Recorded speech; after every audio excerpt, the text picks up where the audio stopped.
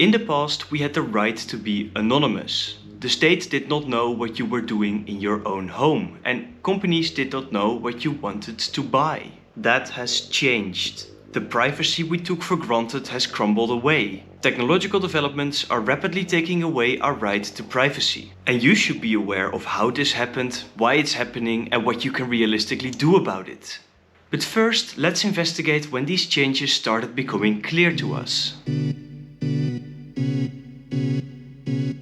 In 2015, it became huge news that China was rolling out a social credit system. Hundreds of millions of cameras would be identifying the actions of Chinese citizens, scoring them, leading to a personal social score. And this score could have huge implications. For example, if it was too low, you could be disallowed from attending certain schools or certain jobs, or in some cases, even not be allowed to take public transport. And don't get me wrong, they were monitoring you closely. Reasons for these punishments included wrongly recycling, not visiting elderly parents often enough, jaywalking, or walking your dog without a leash. The response in the media in Europe and the United States was one of outrage. There was a clear distinction drawn between authoritarian China on the one hand and the free Western world on the other.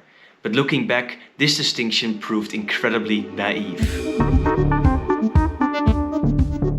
China did not use new technology. Facial recognition software had been in the making for years. Have you ever filled in one of those "which celebrity do you look like" quizzes on a platform like Snapchat or BuzzFeed? Chances are your face was used to improve face recognition software. You see, to accurately classify a specific face, you need a lot of different images to compare it to. This collection was done through these kinds of games, but most of all through huge data scraping of web pages like Facebook, Tinder and Google Images. Then the algorithm measured your facial structure, leading to a specific classification, a face print. This face print is then thrown into a software that scans a huge database for similar faces, and the one with the best mathematical score comes up. In the book Your Face Belongs to Us, Kashmir Hill describes how this facial recognition was developed in the United States. Now, ironically, big tech companies already had the software laying around for years. But they famously deemed the technology too dangerous for public release and kept it locked away. Smaller companies like Clearview AI, however, did not care this much, and they started scraping every picture they could find on the internet. This led to software that nowadays is able to recognize almost anybody on the basis of a single picture and can look up all their online information with just a photo. However, this does not mean that this kind of data scraping was not used by these huge tech companies. Google, for example, scraped the data from our private Wi-Fi networks when driving past for the creation of Google Street View. And for the creation of AI models, all the information that can be consumed, either online or offline, will probably eventually be scraped. And governments are actively making use of this software as well. Iran uses it to scan if women are wearing their hijab. Israel scans those at checkpoints in the West Bank. And many countries around the world use it to identify those that are protesting. Facial recognition software is widely allowed for states to use and it's widely implemented. Now, of course, there are very fair applications for this kind of software. For example, diagnosing hereditary diseases or combating scams and phishing. However, if states are using this on this broad of a scale, it does make us think back of darker times. During the reign of Adolf Hitler, the Nazis used some unscientific measures that look a lot like this kind of software. They attempted to use physical measurements to classify people into racial or social groups, using some form of Aryan ideal as the social comparison norm. Data was scraped through mandatory censuses. Of course, these measurements the Nazis were using were quasi-scientific bullshit. But imagine if they had the technology of nowadays. Totalitarianism would get a completely new definition. Now, this isn't a completely fictional scenario.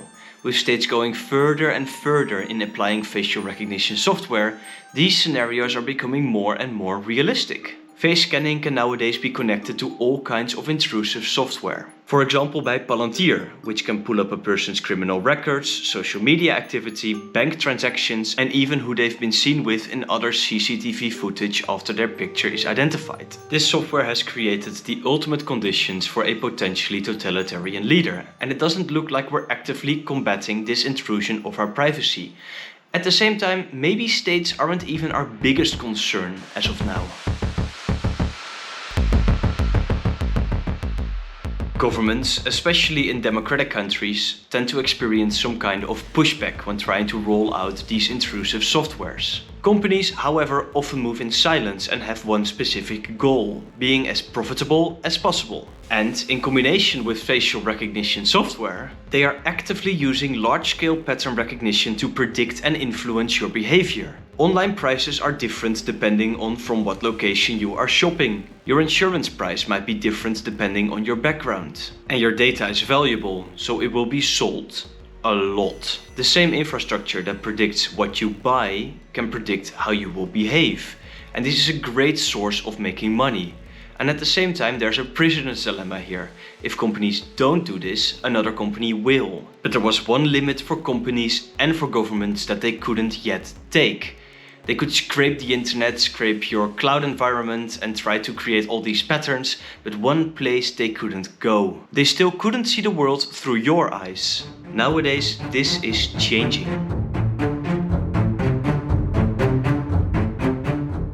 Until now, data collection was intrusive and expanding, but it had to gather your information from the outside.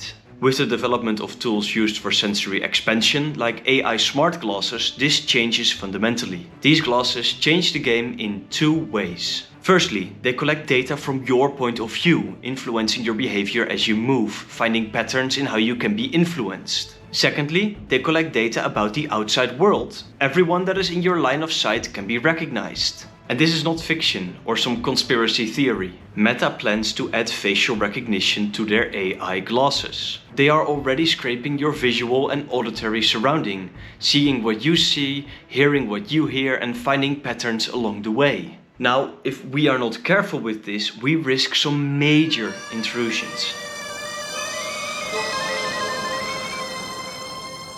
With enough data, every action can be classified, predicted, and influenced. This means that states and companies alike are rapidly expanding their options to influence and to predict and to control our behavior. It is crucial that we actively try to distance ourselves from these developments. Therefore, maybe don't buy the new Meta AI glasses. Also, we should be pushing for regulation that bans these transgressions. Not only on a unilateral scale, but also in international cooperation, and maybe even through worldwide frameworks. Because if we don't, we might be moving into an age where privacy is no longer a personal right, but something for the history books. Thanks for watching. If you agree, disagree, or have any other thoughts on the subject, please leave them in the comments. And if you want to, you can leave a like, subscribe to the channel, or share this video with a friend.